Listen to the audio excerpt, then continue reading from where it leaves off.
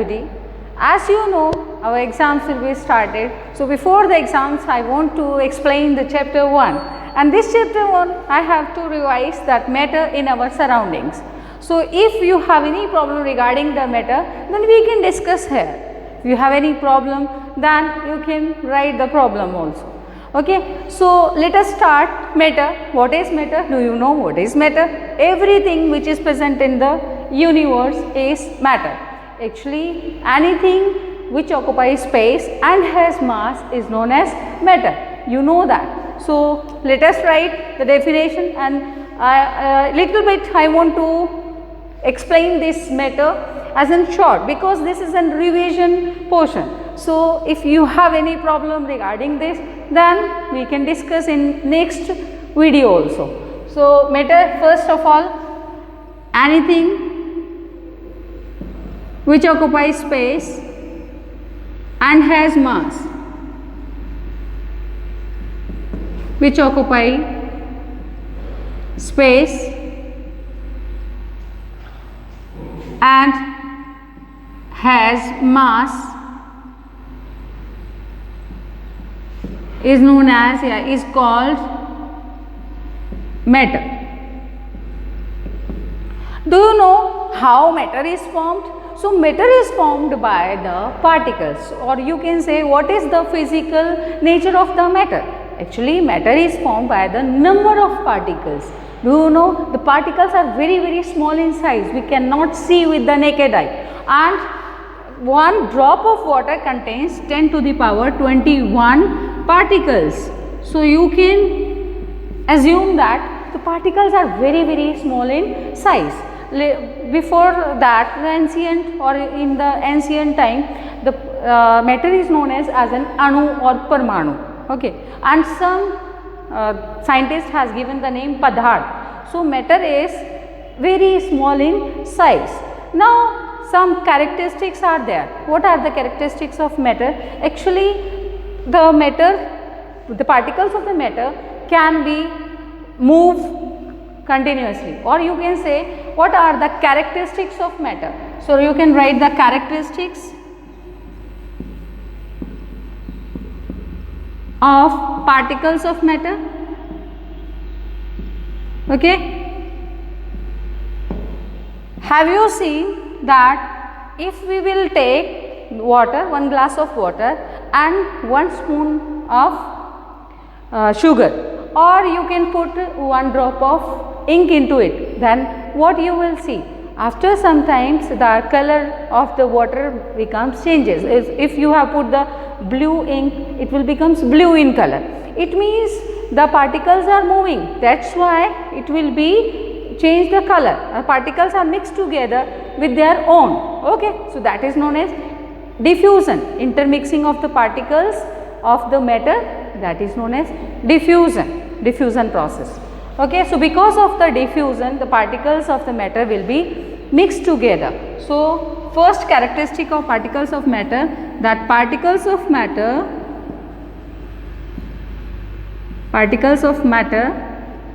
moving continuously. Particles of matter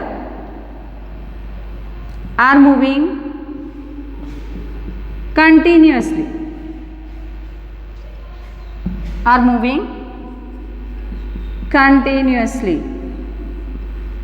it means they are in motion.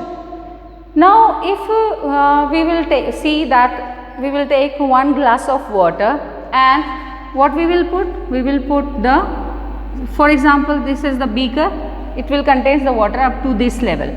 Okay, and we will put 1 spoon of salt into it. Then what happened? 1 spoon salt we will put into it. What happened? Is the level of the water will be increases? No, level of the water will be not increases. It means the level is not increases. It means what's happened? Actually, liquids have the space between them, that is intermolecular space or interparticle space. So that space is occupied by the sugar particles. So we can say that what we can say that particles of matter can take the means they have taken the space between them. So it means particles of matter have a space between them.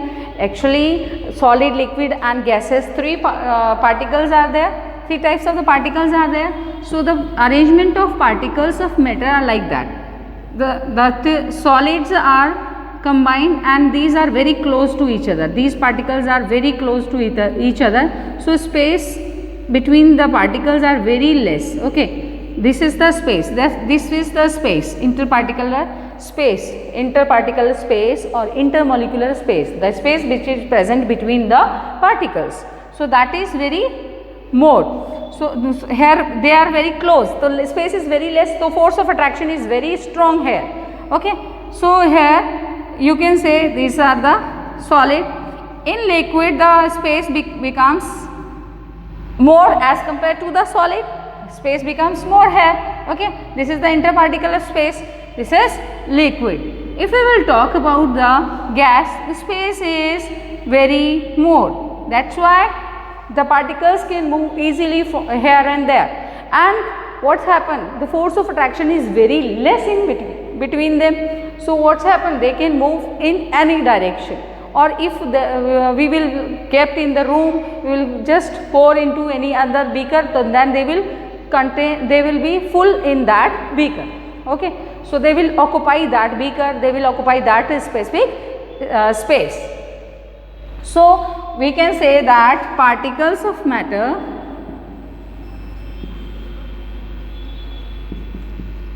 have space between them. Okay.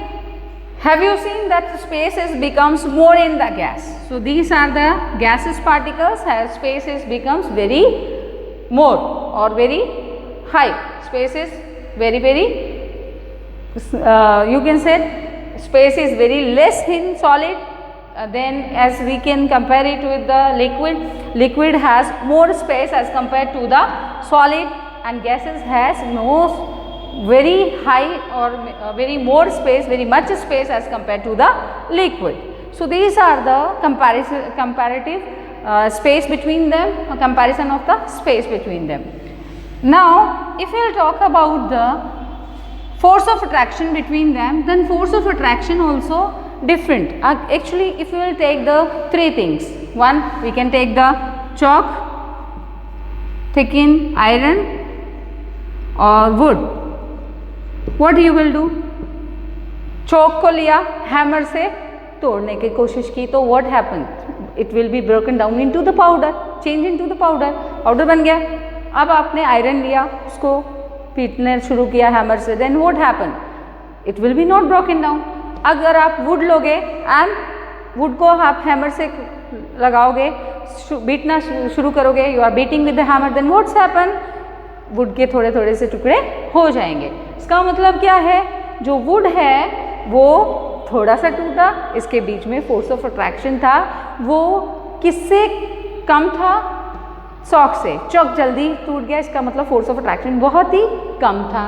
उसके बाद would टूटेगा और iron के अंदर force of attraction है, it's very strong, इसीलिए वो अलग अलग टुकड़े नहीं होंगे. तो फोर्स ऑफ अट्रैक्शन भी होता है सॉलिड, लिक्विड एंड गैस के बीच में. मोस्ट प्रोबेबली सबसे ज़्यादा होगा सॉलिड में, और मेटल्स में तो ज़्यादा हाईली होता ही है, क्योंकि फोर्स ऑफ अट्रैक्शन ज़्यादा होगा, तो इसीलिए they are not broken down into various pieces. ठीक है. सो particles of matter have force of attraction between them. Third property है particles of matter have force of attraction between them. Okay. So आपने देखा they are moving continuously, they have a space between them और they have force of attraction. Force of attraction भी है इनके बीच में. और now fourth property क्या है? आप बता सकते हैं? fourth property आपने पढ़ी हुई है, क्या थी fourth property? आपको मैंने बार बार बताया कि what we will do along with the particles of matter. हम लोग बार बार देखेंगे और we can just justify कि कौन कौन सी properties है. हमने देखा कि पार्टिकल्स अपने आप मूव कर रहे हैं, इसका मतलब इनमें क्या प्रॉपर्टी है, they are moving continuously. Second हमने क्या देखा कि अगर हमने चीनी ली, चीनी को हमने किस में डाला, वाटर में डाला, तो सोल्यूबल हो जाएगा, लेकिन पानी का लेवल है वो बढ़ेगा नहीं। इसका मतलब क्या है कि उसके बीच में स्पेस थी जो किसने कवर कर ली, किसने की शुगर ने की या सॉल्ट ने करी, जो भी आप डालोगे वो उसके कवर कर लेगा। ठीक है। तीसरा हमने क्या बोला कि force of particles of matter में फोर्स ऑफ अट्रैक्शन है उनके बीच में, that's why they are bind together, एक तरह से बाइंड किए हुए हैं वो, और किसी में ज़्यादा फोर्स ऑफ अट्रैक्शन है, किसी में कम है। ठीक है। उसके बाद मैंने ये भी बोला कि ये इनमें स्पेस है, और सबसे पहले क्या बताया था मैंने कि एक ड्रॉप है पार्टिकल की, एक ड्रॉप है वाटर की, उसमें कितने पार्टिकल्स हैं, 10 टू द पावर 21 पार्टिकल्स हैं। इसका मतलब क्या है कि 10 के आगे 21 जीरो है, कितने छोटे पार्टिकल्स होते हैं। तो वो हमने सबसे पहले लिखना चाहिए था, लास्ट में लिखेंगे कि particles of matter are very small in size. तो ये लिख लो आप, particles of matter, particles of matter, here particles of matter नहीं लिखा, लिखो particles of matter are moving continuously, particles of matter have space between them, particles of matter have force of attraction between them, या आप क्या बोल सकते हो कि particles of matter attract with each other, तो ये भी लिख सकते हो आप, particles of matter attract with each other, या force of attraction है या they are attract with each other, कुछ भी चीज़ लिख सकते हो। Now particles of matter are very small in size. अच्छा, ये कैसे पता चलेगा कि बहुत स्मॉल है साइज में? तो एक्टिविटी कर सकते हैं आप, क्या लेंगे आप, बीकर ले लेंगे। ठीक है, 4 बीकर लिए आपने, मान लीजिए ABCD बीकर ले लिए आपने। ठीक है, A then B and C, A B and C, और क्या किया, you will fill them with water. Water आपका सेम होगा, अगर यहाँ 100 ml वाटर डाला है तो इधर भी 100 ml होगा, इधर भी 100 होगा, 50 डाला है तो 50 होगा, सेम होगा। ठीक है, सेम वाटर की क्वांटिटी रखेंगे हम, 100 ml, सब में 100 ml। अब क्या करेंगे, 1 ड्रॉप ऑफ क्या डाल देंगे, ब्लू इंक डाल देते हैं। तो 1 ड्रॉप ऑफ ब्लू इंक डाल दिया, या फिर पोटेशियम परमैंगनेट आता है वो डाल देते हैं, तो उसका कलर चेंज हो जाएगा, वॉयलेट कलर का हो जाएगा। ठीक है, अब ये कलर्ड हो गया सोल्यूशन आपका। अब क्या करेंगे, इसमें से आप 10 ml निकालेंगे, 10 ml निकाल के इसमें डालेंगे, 5 ml भी निकाल सकते हो आप, 10 ml भी ट्रांसफ़र करेंगे इसमें से। अब इसका कलर देखेंगे और उसके बाद इसमें से यहाँ ट्रांसफ़र करेंगे 10 ml। What you will observe, क्या देखोगे आप ये देखोगे कि जो कलर है सोल्यूशन का ये लाइट होता जाएगा। सबसे पहले डार्क है, उसके बाद और कम डार्क होगा, फिर और कम, यानी लाइट और एकदम लाइट। जितना जितना आप ट्रांसफ़र करोगे वो कलर है वो लाइट हो जाएगा, लाइटेस्ट मिलेगा ये वाला कलर। इसका मतलब क्या है कि जो पार्टिकल्स ऑफ मैटर है they are very very small in size, इतने हैं कि we can't see with the naked eye, और हम लोग आँख से तो देख ही नहीं सकते, इवन माइक्रोस्कोप से भी हम लोग नहीं देख सकते हैं।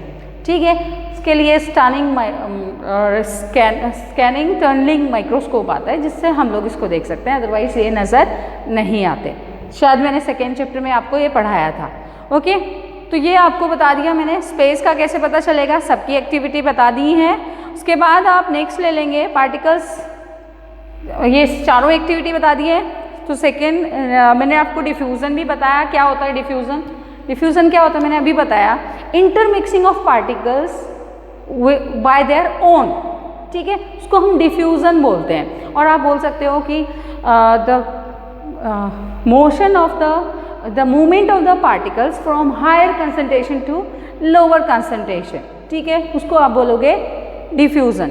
जैसा आपने एक अगरबत्ती पीछे जलाई और उस अगरबत्ती का पूरे रूम में खुशबू आ गई, तो क्यों हुआ वो, बिकॉज ऑफ द डिफ्यूज़न। आपकी मम्मा खाना बना रही है, गरम गरम खाने की खुशबू आ जाती है आपके पास दूर से ही, तो वो क्या है, डिफ्यूज़न। डिफ्यूज़न की वजह से आपके पास में स्मेल आ रही है। ठीक है, तो डिफ्यूज़न पार्टिकल्स है वो एयर के पार्टिकल्स में डिफ्यूज हो जाते हैं और आपको उसकी स्मेल जो है वो फील होती है। तो डिफ्यूज़न क्या है? Intermixing of particles bye their own बोल सकते हो, या फिर आप क्या बोल सकते हो? The movement of particles from higher concentration to lower concentration, ये बोल सकते हो।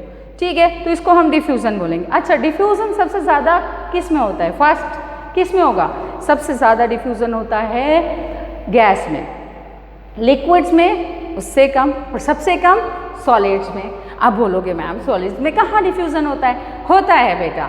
अगर हम लोग बोर्ड लें, बोर्ड ये वाला बोर्ड नहीं, ब्लैक बोर्ड जो आता है वो लें, या ग्रीन बोर्ड आता है जिस पे आप चॉक से लिख सकते हो, वो लें और चॉक से लिख के छोड़ दें और उसको 10 दिन तक लिखा रहने दें।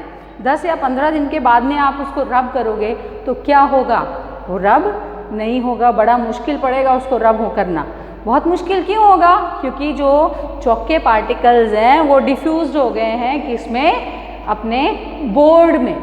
ठीक है, तो डिफ्यूज़न प्रोसेस में भी क्या होता है? इंटरमिक्स होता है, लेकिन ये रेयर होता है, बहुत कम देखने को मिलता है सॉलिड्स में, जबकि लिक्विड में इजीली डिफ्यूज़न हो जाता है और गैस में भी आसानी से हो जाता है। लेकिन यहाँ पर बहुत ही धीरे होता है डिफ्यूज़न, इसलिए हमें नज़र नहीं आता। ठीक है, तो 10-15 दिन या 20 दिन के बाद आप चेक करोगे तो डिफ्यूज़न में क्या होगा? वो डिफ्यूज़ हो जाएगा, चॉक के पार्टिकल्स है वो आपसे रब नहीं होंगे बहुत दिनों बाद, तो ऐसा होगा। ओके, तो ये ध्यान रखें आप। उसके बाद हम डिफ्यूज़न का मैं बता देती हूँ आपको, डेफिनेशन आप लिख सकते हो, इंटरमिक्सिंग ऑफ पार्टिकल्स, या फिर मैंने अभी बताया the movement of particles from higher concentration to lower concentration, कुछ भी लिख सकते हैं आप डिफ्यूज़न में। आप एक बार समझ लें, उसके बाद लिखना शुरू करेंगे diffusion. And if you have not written, please pause the video and write your notes from here, और अच्छे से समझ ले। जो न्यू स्टूडेंट्स आए हैं उनके लिए, बाकियों को तो मैंने फिर भी पढ़ाया था क्लास में, उनके लिए तो फिर भी रिवाइज हो जाएगा अच्छे से, बात न्यू स्टूडेंट्स हैं तो प्लीज़ अच्छे से समझ ले। कोई प्रॉब्लम आए तो यू कैन कॉल मी और you can write the problems that I can solve in the next video. Okay, so diffusion क्या है? इंटरमिक्सिंग ऑफ पार्टिकल्स है, intermixing of particles of matter, intermixing of particles of matter bye there on भी बोल सकते हो। ठीक है,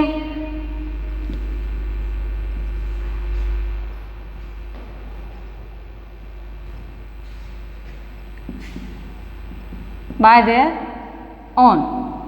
actually अब फैक्टर्स क्या हैं जो डिफ्यूज़न को क्या करेंगे? इफेक्ट करेंगे। तो फैक्टर्स अफेक्टिंग द डिफ्यूज़न लिख सकते हो आप, समझ भी सकते हो। फैक्टर्स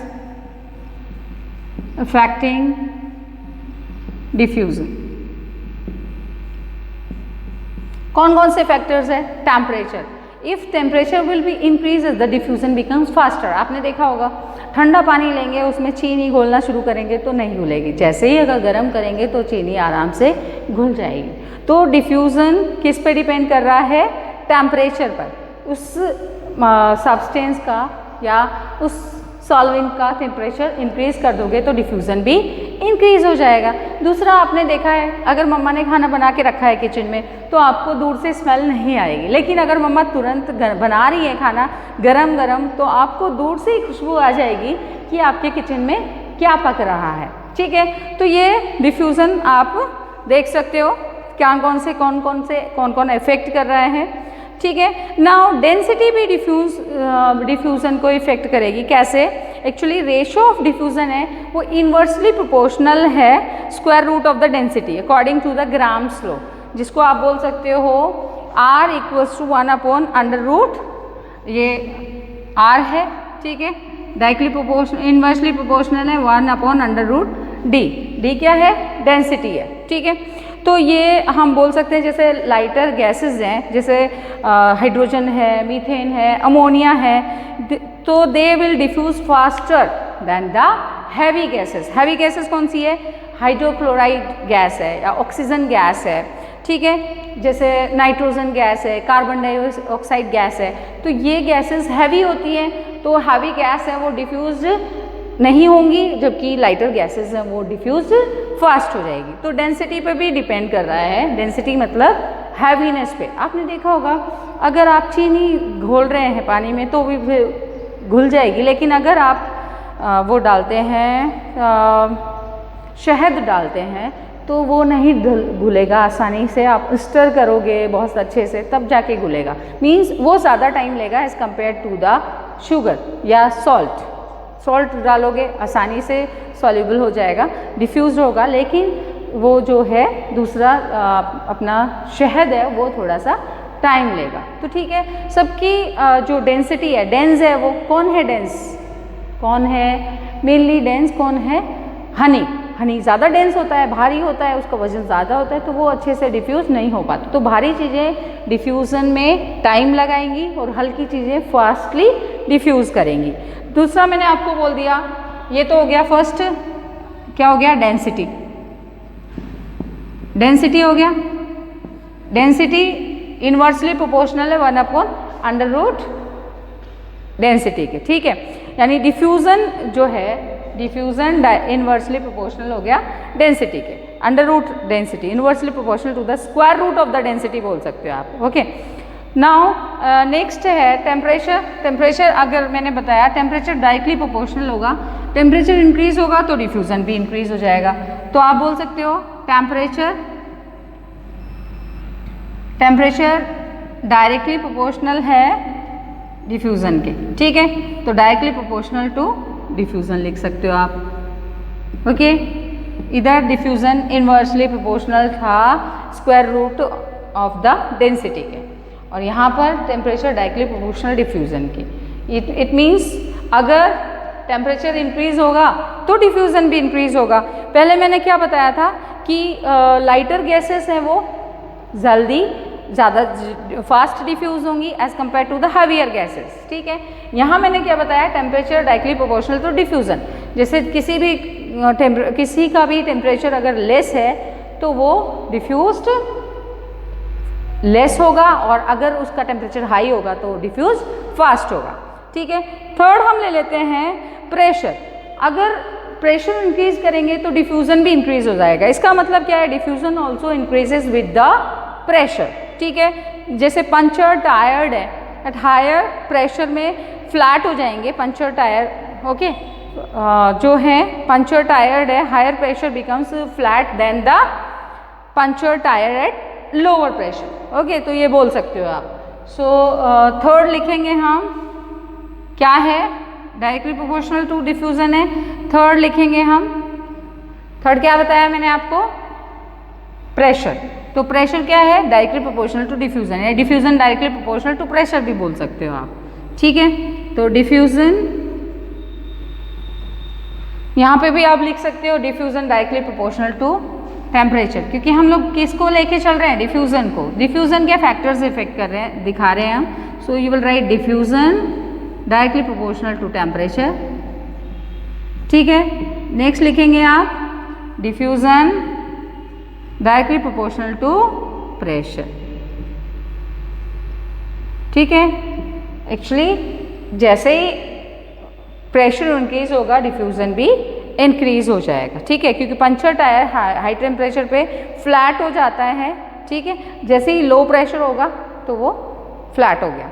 नाउ नेक्स्ट है अपना, ये नेक्स्ट टॉपिक हम ले सकते हैं। नेक्स्ट जो है वो ले सकते हैं पार्टिकल्स ऑफ मैटर, वो बता दिया मैंने, अट्रैक्ट करते हैं ईच अदर। देन एक्टिविटी भी आपको समझा दी है मैंने, ठीक है। उसके बाद लेटेंट हीट का टॉपिक ले सकते हैं, या फिर आप ले सकते हैं कि कन्वर्शन क्या है, सेल्सियस से आप कन्वर्ट करेंगे केल्विन में, और केल्विन से आप कन्वर्ट करेंगे डिग्री सेल्सियस में। क्या है, तो K = हम फॉर्मूला लिखेंगे यहाँ पर, K = 273 + C डिग्री सेल्सियस। आपको पता है 0 डिग्री सेल्सियस = होता है 273 केल्विन, ना पता है आपको, ठीक है।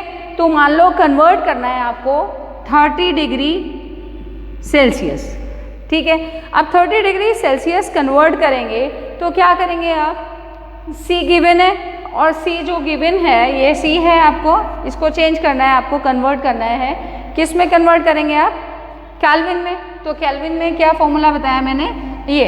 तो क्या करेंगे आप, K = 273 + 30, तो आपका आंसर क्या आ जाएगा, इन दोनों को प्लस करेंगे और आपका आ जाएगा 303 केल्विन। तो ये कन्वर्जन हो गया आप, ठीक है। इसका दूसरा होगा वो उल्टा हो जाएगा। ये तो आपका केल्विन से केल्विन में चेंज करना है डिग्री सेल्सियस को, तो डिग्री सेल्सियस गिवन होगा आपको मिलेगा क्वेश्चन में और आपने ये फॉर्मूला लगा देना है, ठीक है। अब वैसे ध्यान नहीं रहे तो क्या याद रखना है, C प्लस, मैंने ये बोला है आपको C प्लस करना है। C दिया हुआ है तो आपको क्या करना है, प्लस करना है, K निकल आएगा। ओके, C दिया है तो आपने क्या करना है, प्लस करना है। C प्लस प्लस लैंग्वेज होती है तो C प्लस करोगे तो आपको K मिलेगा। दूसरा इसका अपोजिट हो गया, वो C इक्वल्स टू क्या करेंगे आप, क्या हुआ, C ये है, अब K इसमें ये माइनस हो जाएगा तो K माइनस 273, आपने C इधर रखा और ये K माइनस 273 हो गया, ठीक है। तो आपका ये इजीली हो जाएगा। ओके, तो आप इस तरह से इनको फॉर्मूलेज को याद रख सकते हो। जैसे कि आपको सिंपल मैंने ये दिया 303 केल्विन है, तो 303 केल्विन को आप कन्वर्ट करेंगे, ठीक है। कैसे कन्वर्ट करेंगे, लिखेंगे C equals to, degree Celsius है ये, C इक्वल्स टू K कितना है 303 माइनस 273, कितना आया आपका, कितना आया आपका आ जाएगा 30C, आ गया ना ये। इस तरह से आप चेंज कर सकते हैं, ठीक है। 303 है, 273 है, उसमें आपने माइनस किया तो क्या आ गया आपके पास 30 आ गया, तो ये आपका 30 डिग्री सेल्सियस आंसर आ गया, ठीक है। तो इस तरह से आपको कन्वर्ट करना है, ठीक है। लेटेंट हीट ऑफ फ्यूजन है, लेटेंट हीट ऑफ वेपराइजेशन है। क्या होता है एक्चुअली, होता क्या है, जैसे आपने आइस लिया और आइस में थर्मोमीटर रख दिया, अब आइस क्या हो रही है, मेल्ट हो रही है, मेल्ट होते जा रही है। अब वो मेल्ट हो रही है तो आप थर्मोमीटर को चेक करेंगे, थर्मोमीटर टेम्परेचर इज चेंजिंग और नॉट, एक्चुअली थर्मोमीटर का टेम्परेचर चेंज नहीं होगा। क्या देखेंगे आप, 0 डिग्री पे ही है, जबकि हम लोग तो हीट प्रोवाइड कर रहे हैं कंटिन्यूसली, हीट दे रहे हैं और टेम्परेचर चेंज नहीं हो रहा, टेम्परेचर वहीं का वहीं है 0 डिग्री सेल्सियस। जब तक पूरी आइस कन्वर्ट नहीं हो जाएगी, मेल्ट नहीं हो जाएगी वाटर में, तब तक टेम्परेचर सेम रहेगा। पूरा चेंज होने के बाद भी कुछ टाइम तक, थोड़े से टाइम तक कितना रहेगा 0 डिग्री। क्यों, क्योंकि आइस जब मेल्ट होती है तब भी 0 डिग्री पे होती है और आइस फ्रीज होगी तो भी 0 डिग्री पे फ्रीज होगी, तो मेल्टिंग पॉइंट और फ्रीजिंग पॉइंट सेम होगा 0 डिग्री सेल्सियस, ठीक है। तो अब आपके दिमाग में क्वेश्चन आएगा, अब ये हीट हमने जो दी वो गई कहाँ, कहाँ किसने यूज़ किया इस हीट को, तो एक्चुअली हीट जो दी है हमने that is use to convert the state of matter. वो हीट कहाँ यूज़ हुई, स्टेट ऑफ मैटर को चेंज करने को कन्वर्ट की ना। आइस थी सॉलिड में, सॉलिड फॉर्म कन्वर्ट हुआ लिक्विड फॉर्म में, तो वहाँ कन्वर्जन हुआ है, तो वहाँ पर किसने यूज़ किया, उस हीट को यूज़ करके वो कन्वर्ट हुई है। या फिर बोल सकते हो the heat is provided by us that is use to broke the intermolecular force of attraction between the particles.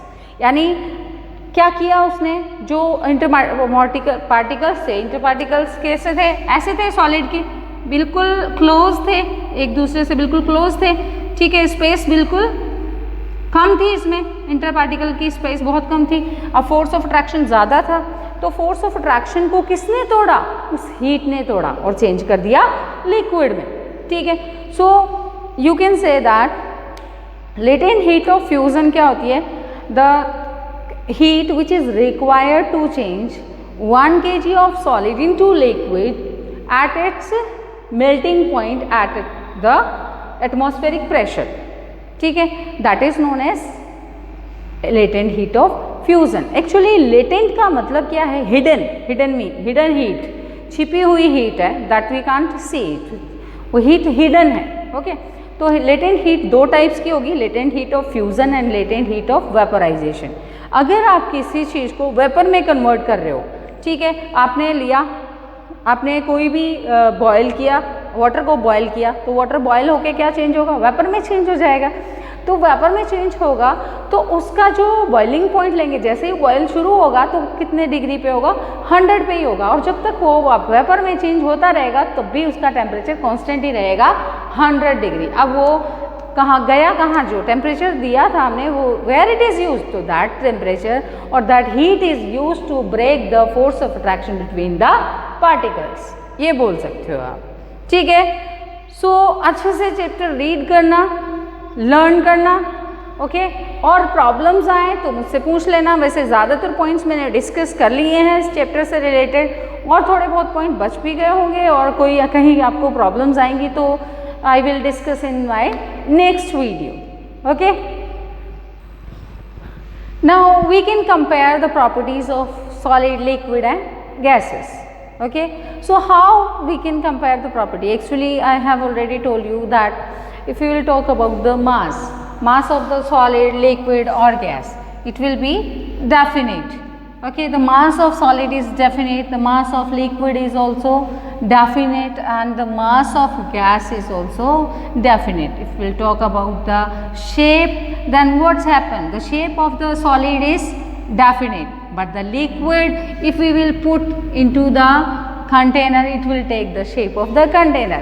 The same thing will be with the gases also. If we will put the gases in any container, it will take the shape of the container. So you can just compare these properties by making the table, okay. And next day means tomorrow I will take the doubt class also. In that class you can just clear your doubts. Tomorrow I will send you the video between 2 to 5. You just, what you will do, you just underline your doubts or you will write your doubts. कहीं पे भी लिख लेना आप doubts को। Next day जब मैं आपकी डाउट क्लास लूँगी 9:30 बजे तक डाउट क्लास लूँगी, और आप लोग उससे पहले क्या करेंगे, जिस दिन अपनी क्लास है, यानी डे कब है अपना डे 2 को है, 2 जुलाई को डे है, ठीक है। तो 2 जुलाई को मैं आपको क्या डालूँगी, आपको वीडियो एक दिन पहले डल जाएगा, आपका वीडियो 1 जुलाई को डल जाएगा, 2 से 5 के बीच में डाल देंगे आपको वीडियो। तो आप उस वीडियो को देखेंगे और नेक्स्ट डे क्या करेंगे, उस वीडियो को देख के आप अपने डाउट्स लिख लेंगे जहाँ जहाँ प्रॉब्लम्स हैं। फिर नेक्स्ट डे मैं 9:30 बजे आपकी मीटिंग लूँगी, ओके।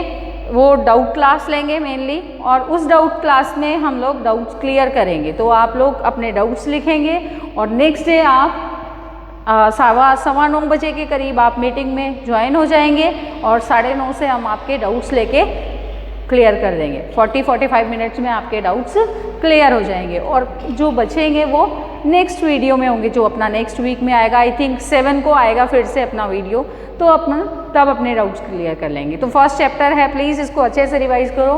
फर्स्ट चैप्टर आएगा आपके इसमें टेस्ट में, जो 10 जुलाई से स्टार्ट हो रहे हैं आपके टेस्ट, और उनके लिए आप प्रिपेयर करो। कहीं प्रॉब्लम है तो you are free to call me, और डाउट क्लासेस में भी आप पूछ सकते हो, नो प्रॉब्लम रिगार्डिंग दैट, ठीक है। तो let us start the comparison of solid, liquid and gas. Comparison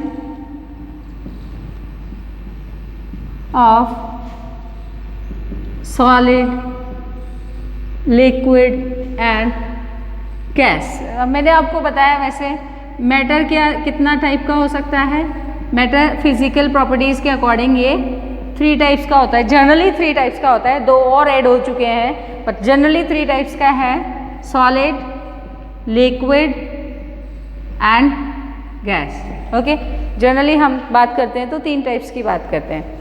जो BEC और प्लाज्मा है वो अभी ज्वाइन हुए हैं, ठीक है। तो ये जनरल में नहीं आते, जनरली तो कॉमनली तो 3 टाइप्स पे ही होगा, ठीक है। तो फर्स्ट हम लोग क्या लिखेंगे यहाँ पे, एसिड नंबर लिख देते हैं, देन प्रॉपर्टी लिख देते हैं,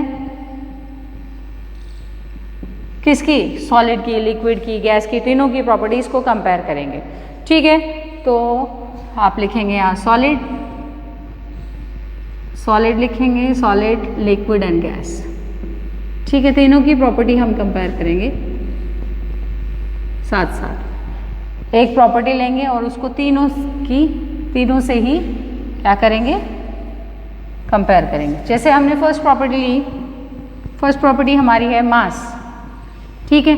तो मास सॉलिड का भी क्या रहेगा, डेफिनेट है, चेंज थोड़ी होगा, डेफिनेट होगा।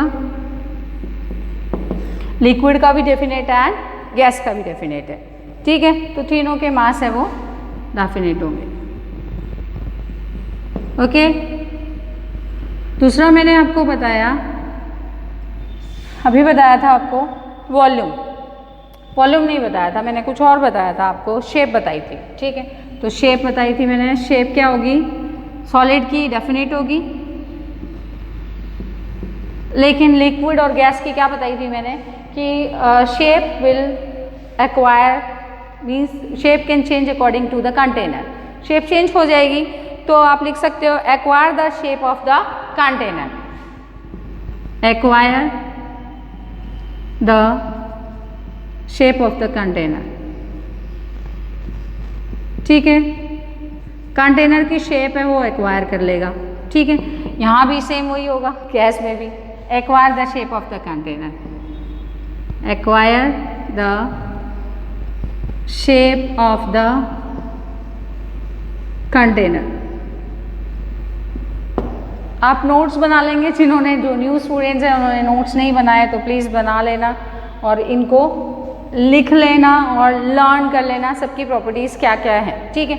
नेक्स्ट प्रॉपर्टी क्या ले सकते हैं आप, नेक्स्ट प्रॉपर्टी आप वॉल्यूम ले सकते हैं। वॉल्यूम क्या होगी, वॉल्यूम सॉलिड की डेफिनेट हो जाएगी, लिक्विड की भी डेफिनेट होगी, बट गैस की डेफिनेट नहीं होगी, क्योंकि जिस कंटेनर में आप फिल करेंगे, छोटा होगा तो छोटे में फिल हो जाएगी, बड़ा होगा तो बड़े में फिल हो जाएगी, व्हाट इट, सो इनडेफिनेट होगी। यहाँ पर आप लिख सकते हो डेफिनेट, वॉल्यूम लिखें, वॉल्यूम क्या होगी, डेफिनेट होगी, डेफिनेट, बट यहाँ इनडेफिनेट, इधर भी इनडेफिनेट, ठीक है। हेयर वॉल्यूम डेफिनेट होगी, इधर इनडेफिनेट होगी, ये भी डेफिनेट होगी, मैंने अभी बताया आपको, okay. So corrected, got it, definite, definite and indefinite. Next हम बात करें पार्टिकल्स ऑफ, मेनली मैटर के पार्टिकल्स का अरेंजमेंट, तो आप पैकिंग ऑफ पार्टिकल्स की बात कर सकते हो, ठीक है। तो फोर्थ लिख देते हैं आप, पैकिंग ऑफ पार्टिकल्स। अभी बताया था मैंने आपको कैसा पैक होगा, पार्टिकल्स कैसे पैक होंगे, अभी बताया था कि सॉलिड्स में क्लोजली पैक्ड होंगे, लिक्विड्स में थोड़ा थोड़ा और मोर स्पेस होगा, यानी as compare to the solid, और गैस में वो और ज़्यादा स्पेस होगा, यानी लार्जर स्पेस होगा, ठीक है। तो आप लिख सकते हो मोस्ट क्लोजली पैक्ड होंगे, यहाँ लेस क्लोजली पैक्ड होंगे, और वहाँ पर लीस्ट क्लोजली पैक्ड होंगे, लीस्ट क्लोजली होंगे। तो मोस्ट क्लोजली कहाँ है, सॉलिड में, तो यहाँ लिख सकते हो आप मोस्ट क्लोजली पैक्ड, ठीक है। उसके बाद लेस क्लोजली पैक्ड, और उधर लीस्ट हो जाएगा, वह gas, least closely packed, okay, least closely packed. Now we can discuss the another property also, that will be interparticle space. Interparticle space means the space between the particles of matter, ठीक है। तो we'll take interparticle space, interparticle space, that I have already told you। सबसे कम इंटरपार्टिकल space किस में होगी, solids में, उससे ज़्यादा किस में, लिक्विड में, और सबसे ज़्यादा इंटरपार्टिकल स्पेस होगी गैस में, ठीक है। तो आप लिख सकते हो इंटरपार्टिकल स्पेस मिनिमम होगी, यहाँ सॉलिड में होगी मिनिमम, ठीक है। देन लिक्विड में क्या लिख सकते हो आप, लिक्विड में लिख सकते हो लार्जर देन द सॉलिड, तो ये लिख सकते हो आप, या फिर लार्जर लिख दें, लार्जर देन, कंपेयर करेंगे लार्जर देन द सॉलिड्स, ठीक है। और सबसे ज़्यादा किस में होगी, गैस में, तो गैस में क्या लिखोगे आप, मैक्सिमम, क्योंकि यहाँ मिनिमम लिखा तो यहाँ मैक्सिमम लिख लीजिए, ओके। तो यहाँ मैक्सिमम होगी। नेक्स्ट प्रॉपर्टी ले लेते हैं अपन, नेक्स्ट प्रॉपर्टी ले लेते हैं कंप्रेसिबिलिटी। सॉलिड्स कंप्रेस हो सकते हैं क्या, ये कंप्रेस हो सकता है? नहीं, ये कंप्रेस नहीं हो सकता। ये हो सकता है? नहीं हो सकता। ठीक है, कंप्रेस करेंगे नहीं हो सकता। लेकिन अगर आप इसको फोम की बात करते हैं, स्पंज की बात करते हैं, तो वो कंप्रेस हो जाते हैं। इसका मतलब ये नहीं है कि सॉलिड कंप्रेस्ड हो रहे हैं। एक्चुअली फोम है वो इसलिए कंप्रेस्ड होता है क्योंकि it will consist the tiny pores, tiny holes present है दैट कंटेन्स द एयर। और जब आप उसको कंप्रेस करोगे, प्रेशराइज करोगे, तो what will happen? The air will be expelled out, air बाहर हो जाएगी और वो कंप्रेस्ड हो जाएंगे। इसलिए कंप्रेस्ड होते हैं, अदरवाइज वो कंप्रेस्ड नहीं होते। ठीक है, तो कंप्रेसिबिलिटी पॉसिबल नहीं है किसमें? सॉलिड्स में नहीं है। तो कंप्रेसिबिलिटी लिखेंगे आप next property, compressibility not compressed लिख दीजिए यहाँ पे, नॉट कंप्रेस्ड, सॉलिड्स कंप्रेस्ड नहीं होंगे। ठीक है, लिक्विड्स ऑलमोस्ट नेग्लिजिबल होगा, यानी ना के बराबर होगा। ठीक है, क्यों? क्योंकि थोड़ा बहुत कंप्रेस्ड हो जाता है। जैसे आप ऊपर से डाई लगाते हैं पानी में तो ज़रा सा कंप्रेस्ड होता है, इसलिए आपको चोट नहीं लगती। ओके, सो नेग्लिजिबल मतलब ना के बराबर होता है। ओके, तो आप लिख सकते हो ऑलमोस्ट नेग्लिजिबल, ऑलमोस्ट नेग्लिजिबल लिख सकते हैं हम, नेग्लिजिबल। ओके, यानी नेग्लिजिबल का मतलब है ना के बराबर होगा, ऑलमोस्ट कंप्रेस्ड ना के बराबर होंगे। नाउ नेक्स्ट लिखेंगे आप यहाँ पर क्या होगा? मैक्सिमम कंप्रेसिबिलिटी होगी। ठीक है, तो क्या लिख सकते हो आप कि इट इज़ हाईली कंप्रेस्ड है, तो हाईली कंप्रेस्ड लिख लीजिए यहाँ पे, ये हाईली कंप्रेस्ड है, हाईली कंप्रेस्ड। सबसे ज़्यादा कंप्रेस्ड हो सकता है ये। आपको पता है आपके एलपीजी सिलेंडर्स में जो गैस फिल होती है, छोटा सा सिलेंडर में फिल हो जाती है इतनी गैस। ठीक है, 14 kg के अराउंड गैस फिल होती है, तो इस तरह से कंप्रेस्ड होके वो फिल हो जाती है। ओके, तो ये कंप्रेस हो सकती है। इसके बाद नेक्स्ट प्रॉपर्टी ले लेते हैं हम। नेक्स्ट प्रॉपर्टी क्या लेंगे? नेक्स्ट 7th नंबर पे प्रॉपर्टी है अपनी। तो 7th नंबर पे हम ले लेते हैं फ्लूइडिटी। इंटर पार्टिकल फोर्स ले लिया हमने, इंटर पार्टिकल फोर्स नहीं लिया, वो भी ले लेते हैं। Inter particle force, inter particle force जो फोर्स ऑफ अट्रैक्शन होता है ना, या बोल सकते हो inter particle force of attraction, ये भी लिख सकते हो आप। ओके, फोर्स ऑफ अट्रैक्शन है पार्टिकल्स के बीच में। सबसे ज़्यादा स्ट्रॉन्ग कहाँ होता है? मैंने आपको बताया था सॉलिड में होता है, उससे कम लिक्विड में, सबसे कम गैस में। ठीक है, तो आप लिख सकते हो वेरी स्ट्रॉन्ग। ठीक है, उसके बाद वीक लिख सकते हो और वेरी वीक लिख सकते हो। तो वेरी स्ट्रॉन्ग लिखो, वेरी स्ट्रॉन्ग है, वीक है एंड वेरी वीक है। हम पे वेरी वीक लिख देते हैं। ठीक है, कंपेयर कर रहे हैं हम सारी प्रॉपर्टीज़ को। नेक्स्ट प्रॉपर्टी हम ले सकते हैं फ्लूइडिटी। फ्लूइडिटी क्या है? The ability of liquid to flow. ठीक है, तो फ्लो करने की एबिलिटी है ना लिक्विड की, उसको फ्लूइडिटी बोलते हैं हम। फ्लूइड कौन है? लिक्विड है या फिर गैस है? दोनों चीज़ें हैं, liquid and gas both are fluid. Fluid है दोनों के दोनों, बह सकते हैं ना, दोनों फ्लो कर सकते हैं, इसलिए फ्लूइडिटी दोनों के पास में है। ठीक है, तो फ्लूइडिटी पॉसिबल है क्या सॉलिड में? Not possible. तो आप सॉलिड में फ्लूइडिटी लिखेंगे, नॉट पॉसिबल। ठीक है, और liquid can flow, liquid flow कर सकता है और गैस भी फ्लो कर सकता है। ठीक है, तो आप लिखेंगे गैस कैन फ्लो, तो can flow you can write. ठीक है, नेक्स्ट आप ले सकते हो रिजिडिटी। रिजिडिटी होती है हार्डनेस। आपको पता है सॉलिड्स हैं, they are very rigid, rigid होते हैं, हार्ड होते हैं। देखो कितना हार्ड है ये। लिक्विड और गैसेस हार्ड नहीं होते। जस्ट आप लिख सकते हो कि सॉलिड्स जो हैं ये हाईली रिजिड है, गैस लिक्विड है वो लेस रिजिड है, और थर्ड जो है वो गैस वो रिजिड नहीं होती, नॉट रिजिड लिख सकते हो आप। ठीक है, तो रिजिडिटी ले सकते हैं हम next property. Rigidity means hardness. Okay, जैसे आप कहीं भी हार्ड ऑब्जेक्ट्स लोगे तो ये आपको चोट लगेगी, तो वो हार्डनेस है, रिजिडिटी है। ओके, तो 9th ले लोगे आप, रिजिडिटी। रिजिडिटी मीन्स हार्डनेस होता है, ठीक है। तो ये रिजिड है, तो लिख सकते हो आप, क्या लिखोगे? हाईली रिजिड, हाईली रिजिड, ठीक है। ये लिक्विड्स रिजिड नहीं होते, गैस भी रिजिड नहीं होते। लिक्विड्स ज़रा से थोड़े बहुत हो सकते हैं, थोड़ा सा लग सकता है आपको, तो आप लिख सकते हो लेस रिजिड, ठीक है।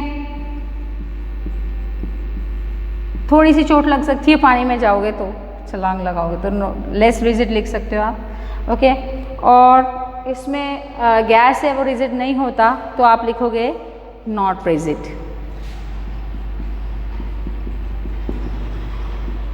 Not rigid, okay. हार्ड नहीं होती गैसेस। नेक्स्ट प्रॉपर्टी डिफ्यूज़न ले सकते हो आप। डिफ्यूज़न में क्या होता है, मैंने आपको बताया था, सबसे ज़्यादा स्लो डिफ्यूज़न किस में हो रहा है? सॉलिड में, उससे फास्ट लिक्विड में, और सबसे ज़्यादा फास्ट गैस में, ओके। तो आप लिखेंगे नेक्स्ट प्रॉपर्टी डिफ्यूज़न। डिफ्यूज़न किस में सबसे स्लो होगा? इसमें, सॉलिड में। तो सॉलिड में आप लिखेंगे स्लो होगा, ठीक है।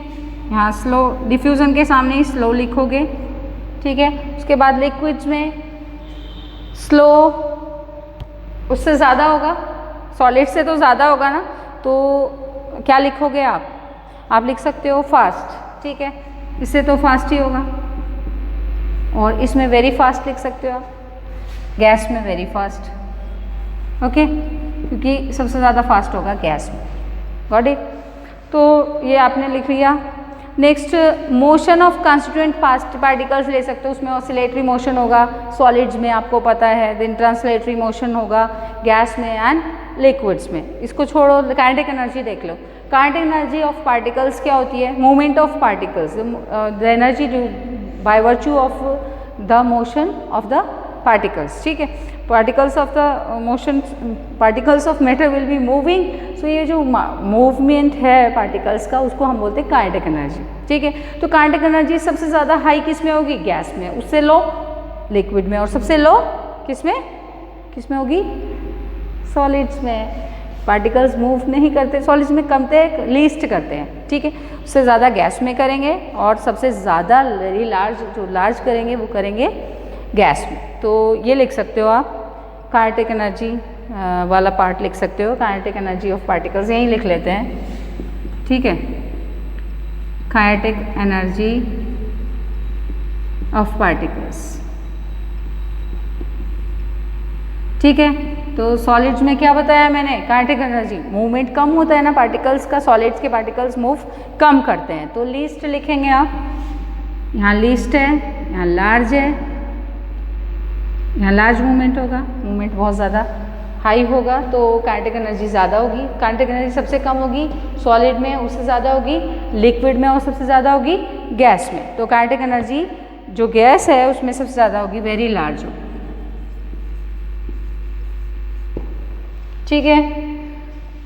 So please revise these topics, and if you are not able to write, no, you have not written these, then write by pause the video, and if you have any problem regarding that, then you can write your problems, your doubts, and next day you can discuss with me. Thank you and have a nice day.